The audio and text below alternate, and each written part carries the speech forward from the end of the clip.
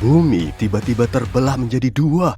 Garis yang kita tahu sebagai Khatulistiwa bukan lagi berupa garis khayal.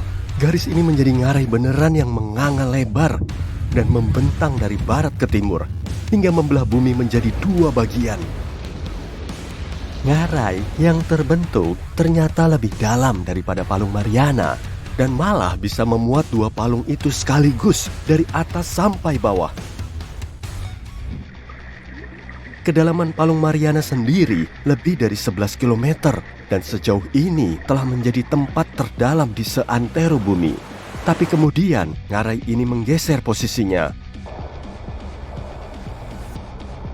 Ngarai sedalam 24,1 km ini memang sangat dalam dan sangat luas. Malahan bisa memuat sedikitnya 3 lapangan sepak bola sekaligus.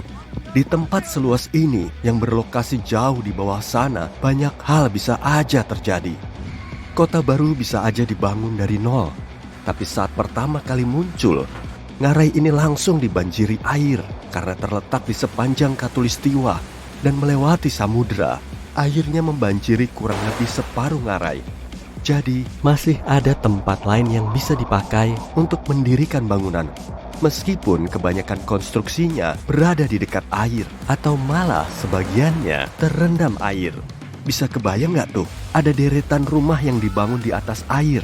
Dindingnya saling terhubung biar rumah itu nggak hanyut terbawa arus. Dari ruang angkasa, bumi kelihatan menganga dan dibanjiri air laut yang menutupi porosnya. Garis Khatulistiwa melewati 14 negara, termasuk Brazil, Ekuador, Kolombia, dan 11 negara lain yang tertera di layar. Artinya, ngarai ini paling mempengaruhi semua negara tersebut dengan mengubah lanskapnya secara drastis. Separuh hutan hujan yang terdapat di sekitar Khatulistiwa juga ikut terbelah. Hutan hujan punya banyak keanekaragaman hayati. Saat areanya terbelah, berbagai jenis tumbuhan dan serangga terperosok ke dalam ngarai. Kalau sebagian spesies ini kuat bertahan hidup dan berevolusi, maka akan ada tumbuhan dan serangga baru beberapa tahun kemudian, termasuk juga serangga air. Sejumlah pohon juga jatuh ke dalam ngarai. Jadi, dari waktu ke waktu, batang pohon eksotis akan menyembul dari dalam ngarai. Amerika Selatan terbagi dua, karena sulit dinalar juga kalau benua Amerika yang besar itu masih tetap utuh. Amerika terbelah di sepanjang garis Khatulistiwa. Kemudian Amerika Selatan terpisah dan berdiri sendiri sebagai benua, mirip Australia. Afrika pun begitu. Afrika Utara dan Selatan saling terpisah, dan keduanya berubah menjadi benua yang berbeda. Nah, mari kita runut ke masa ribuan tahun silam, saat manusia pertama muncul di benua Afrika.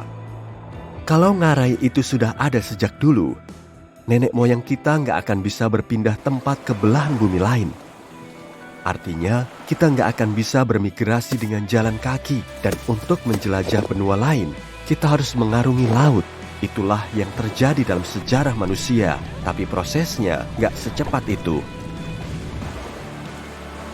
Saat terjebak di satu benua, manusia pasti sudah cukup mampu membuat kapal layar tangguh untuk menjelajahi dunia, sama seperti bangsa Eropa. Dan saat itu, evolusi manusia mungkin sangat berlainan. Karena ngarainya sangat dalam, permukaan air di seluruh dunia kian turun. Negara kecil yang ada di tepi benua, seperti Portugal, akan diuntungkan dengan kondisi ini karena bisa memperluas wilayahnya dengan banyak pesisirnya. Garis Khatulistiwa melintasi semua samudera kecuali samudera Arktik yang berada di utara bumi. Kamu masih ingat Titanic kan? Kapal itu karam kira-kira sedalam 3.700 km. Meskipun permukaan air semakin turun, ternyata segitu masih belum cukup dan kapal tua itu tetap saja tertutup air. Tapi kalau kondisinya begini memang dinilai lebih mudah. Dengan adanya ngarai baru ini, benua terus meluas, sehingga banyak pantai baru mulai bermunculan. Sejumlah negara bisa memperluas wilayah teritorialnya. kota baru juga mungkin akan muncul di dekat pesisir dan pembagian wilayah geografis bermunculan di semua tempat. Gak cuma itu aja, kalau ngarai ini muncul sejak dulu, sejarah bumi mungkin akan berlainan. Garis Khatulistiwa sudah menjadi daya tarik di beberapa tempat, misalnya di sepanjang wilayah Ekuador. Jadi, ngarai ini akan menarik lebih banyak orang. Eksistensinya bisa aja nyaingin ngarai terkenal seperti Grand Canyon. Untuk menyeberangi ngarai ini, kita perlu jembatan besar, supaya kita nggak terjebak di salah satu belahan bumi aja. Karena ngarai ini cukup lebar, jembatannya juga berfungsi sebagai penghubung antar benua. Semuanya naik kereta ekspres lintas Khatulistiwa. Ya, sebetulnya ini sih kapal, bukan kereta. Ngarai Khatulistiwa juga berfungsi sebagai jalan yang bisa membawamu ke seluruh dunia. Nah, semisal kendaraanmu berupa mobil hibrida yang bisa digunakan di darat dan di air.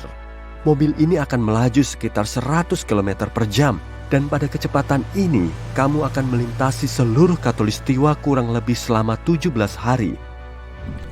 Di zaman now, kapal penumpang tercepat di dunia melaju sekitar 108 km per jam. Jadi perjalanan dengan kapal di ngarai ini kira-kira akan sama seperti naik mobil di jalan tol Khatulistiwa. Gravitasi di Khatulistiwa agak lemah karena gaya sentrifugal yang dihasilkan oleh rotasi bumi. Makanya kapal bisa berlayar lebih cepat. Oke, kita lompat ke beberapa tahun kemudian, saat manusia sudah terbiasa dengan ngarai baru ini. Kapal baru dirakit khusus untuk membawa penumpang di Khatulistiwa. Di berbagai tempat juga ada sejumlah pelabuhan. Kamu cuma perlu beli tiket, datang tepat waktu, kemudian menikmati perjalananmu. Selama perjalanan, kamu akan disuguhi banyak hal unik seperti rumah dan supermarket yang nempel di dinding. Orang-orang juga punya cara unik saat berjalan di jembatan kayu yang terhubung tali. Mereka adalah orang pertama yang nyobain hal-hal baru di dalam ngarai. Bisa dibilang merekalah para penjelajah ngarai. Mereka terbiasa dengan kehidupan di bawah sana dan memang gak mau beralih dari situ. Jadi gak bisa disalahin juga kan?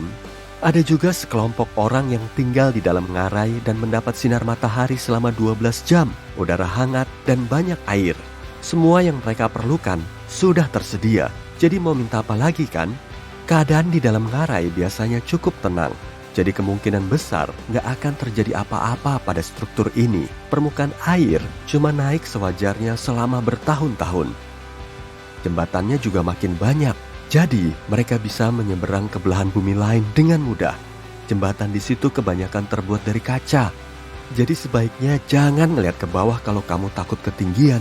Tapi sah-sah aja sih kalau kamu menyukai pemandangan yang memukau. Dinding yang gak kena air kelihatan mirip seperti Grand Canyon yang kering dan kecoklatan. Karena ngarai ini sangat curam, di beberapa tempat juga ada magma. Dan saat magmanya bercampur dengan air, terbentuklah pulau, meskipun ukurannya cukup kecil. Tempat ini bisa menjadi resort untuk bersantuy dan menjauhkan diri sebentar dari hiruk-pikuk. Biasanya cuma ada beberapa rumah di setiap resort, jadi kondisinya dijamin sangat tenang. Nah, saat melakukan perjalanan di sepanjang garis Khatulistiwa, kamu bisa mengamati spesies ikan baru. Sejumlah ikan yang biasanya ngumpet di kegelapan juga terjebak di ngarai ini, dan terpaksa muncul karena telah berubah selama bertahun-tahun. Mereka berevolusi untuk bertahan hidup di tempat terang, tapi tubuh mereka tetap sama. Ikan ini memiliki lentera di kepalanya. Sejumlah batang pohon eksotis yang menyembul juga menjatuhkan nutrien dan benih. Selama bertahun-tahun, batang ini berkembang menjadi hutan hujan tropis, lebat, hijau, dan beragam. Dan kondisi ini nantinya akan menarik sejumlah hewan untuk bermigrasi ke dalamnya. Kebanyakan berupa serangga. Ngarai ini membuat garis Khatulistiwa terlihat jelas dan nyata, serta mengubah lanskap bumi kita.